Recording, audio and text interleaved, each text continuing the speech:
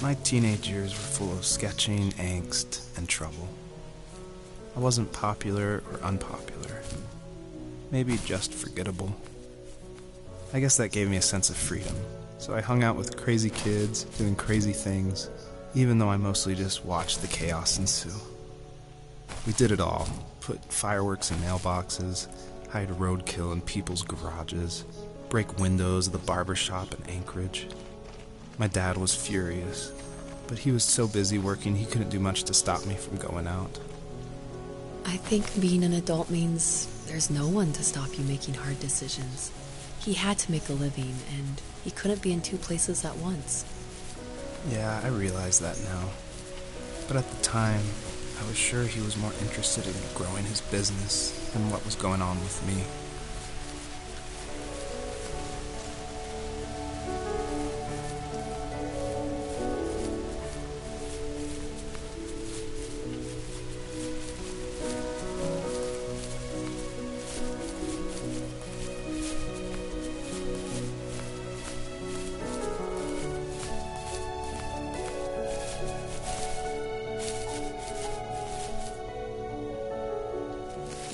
He was working another late night, and my friends were over, saying how bored they were and how they had come all the way out to my house for nothing. One of them mentioned how that old, ugly beyond belief truck was still in the garage, and how we should take it for a spin. I was only 15, so I kind of fought it for a while. The next thing I knew, we were careening around the mountain path, rocks spitting onto the sides of the cliff, while my dad's cringeworthy bluegrass blared out the speakers. I drove while my friends were in the back of that yellow and purple truck, throwing beer bottles and trash at anything remotely interesting. It felt like I was soaring in the air with borrowed wings. But all good things have endings. A cop outside of Eagle River pulled us over after he saw us send a bottle rocket into someone's yard. What followed was a long night of talking to disappointed adults and feeling smaller than ever.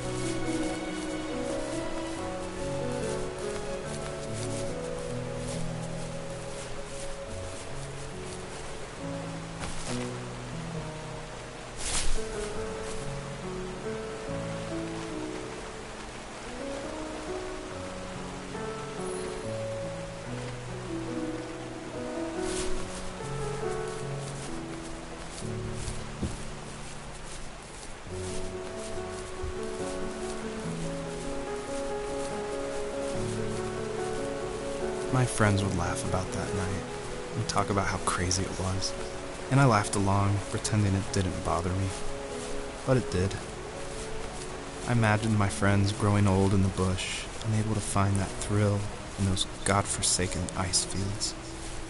It's like those mountains were a literal wall, keeping me from leaving, where all I would have to look forward to are lumber yards and evening beers. I had to climb over. That was my only goal for a long time.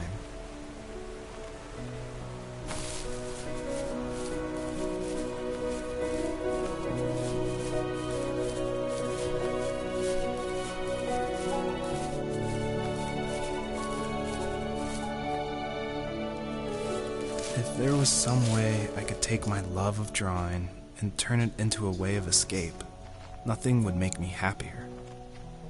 I wanted to create instead of tearing trees down. I wanted to move to the lower 48, not because I hated it there in Alaska, but I hated the idea of it. It's like all of that spite inside me had created this monster which followed me around my whole teenage years. I put so much energy into doing what others didn't expect of me. Why did I do that? There's one fact you're forgetting, though. If you didn't have that fire in you, we probably would have never met. You're absolutely right. Maybe the destination is all that matters in the end. But then why am I awake? Why am I seeing this fox go on her journey? And why can't I stop thinking about my dad?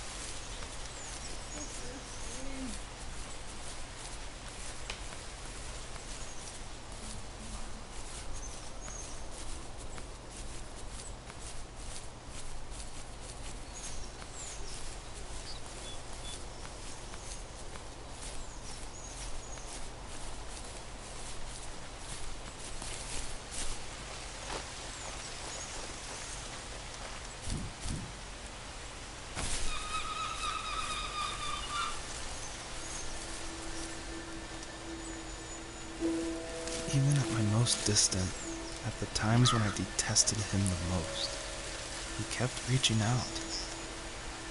For a year straight, he asked me every week when we were going camping. I thought he was just dense. Eventually, to shut him up, I agreed. We carried out the worn lawn chairs from the garage and set up a cinder block campfire at the site we'd always used behind the house. We walked down the mountain path, talking in the warm sunshine we only got a couple months of the year. Those 3 obsidian rocks shimmered alongside the shore, almost like sparklers pressed against a dark window.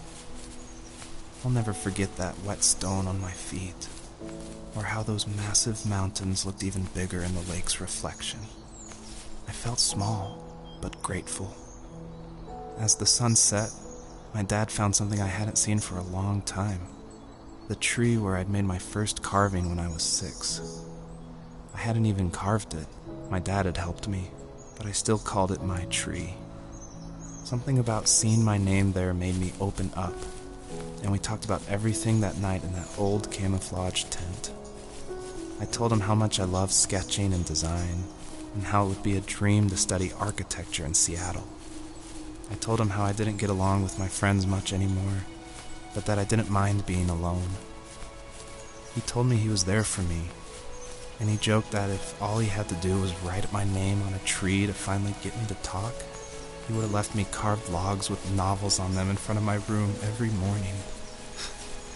I don't know why it took me that long to realize it, but it was then I knew how much he had sacrificed for me. My dad built a lot of stuff in his free time. If he wasn't watching fly fishing or reading Tom Clancy novels, he was carving something. He made tons of birdhouses. Not that he was into bird watching, but I think he really missed working and adding on to the home. If he couldn't afford the time to build onto our own house, he would have to settle with watching birds move into their little homes.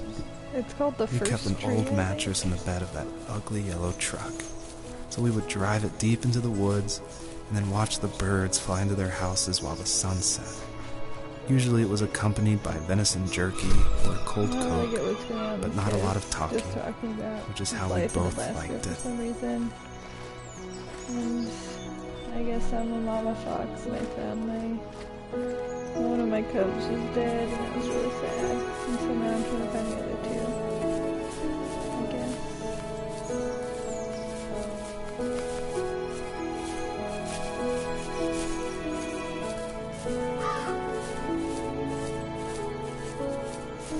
It's a little janky, but it's also cute. Pretty little world. Oh, you can't hear me?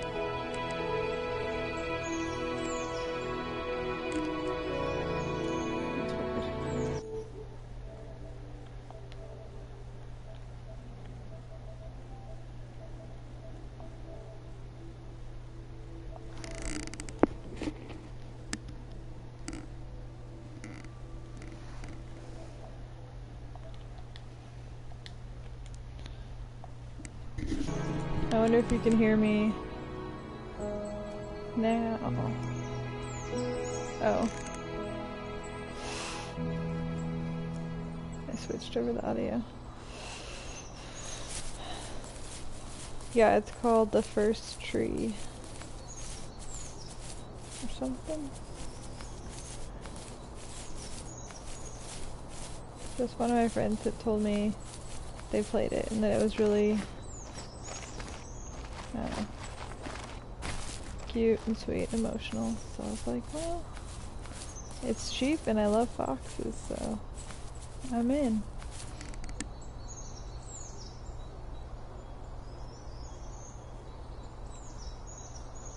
Oh, I see your text. Can you hear me better now? Sorry. Try to talk louder. And I wouldn't mind playing the other game tonight either, but I gotta open tomorrow, so I gotta be up at like 6:30. Ugh. Wake up early as hell. I'm just like not feeling well anyways. feel like there should be something over here that I'm meant to do. How are you feeling? Are you tired?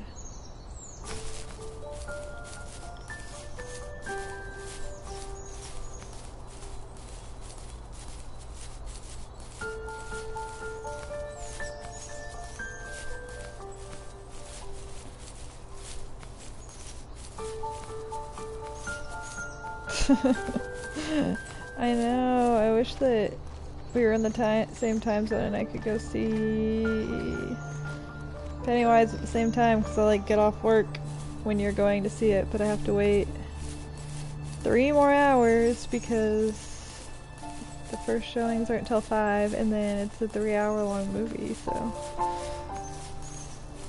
it's gonna be late, so yeah, I'm a little lost. Oop, I see something up there. She's playing the music. Yeah, I went tomorrow, I guess. I said, Kyle, either you come with me or you don't.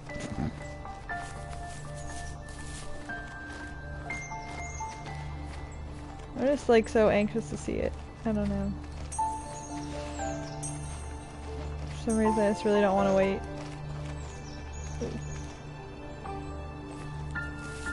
We were happiest Especially underneath with the everything else evergreens. going on, I'm just like, I might as well just We decided see it was get time it to over finally with, map and out the hundreds of acres we lived on, so I wouldn't have just to pack pass the and time during the summer. work on Friday. He was only free in the evenings, so I would spend the day wasting time on dial-up internet and sketching, and then we would rush into the woods, pen and map in hand, before evening fell. Sometimes, the aurora borealis would cast a cold green glow on the mountainside, and we would finish our route underneath a twilight sky. Sometimes I was lonely during those summer days, but there was comfort in the routine.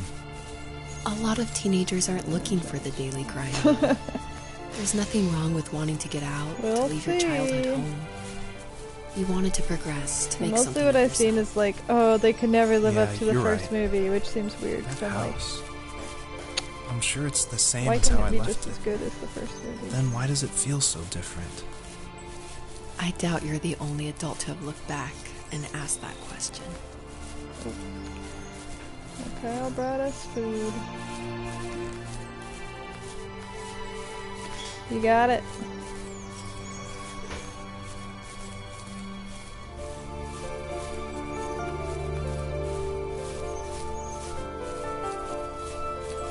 There's just no kind of direction, no kind of...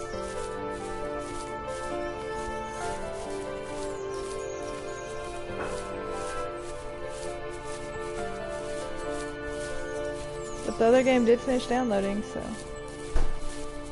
there's that. This game only took 10 minutes to download. I was like, alright. Yeah. Alright, I guess I'll go eat, and then we're gonna just watch a little show and go to bed. But I'll text you.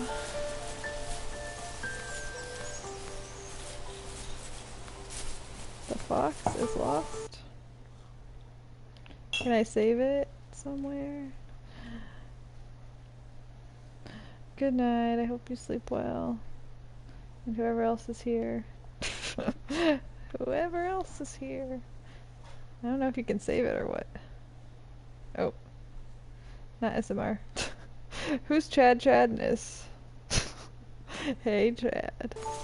I don't know, but it is really relaxing to play. The music is nice.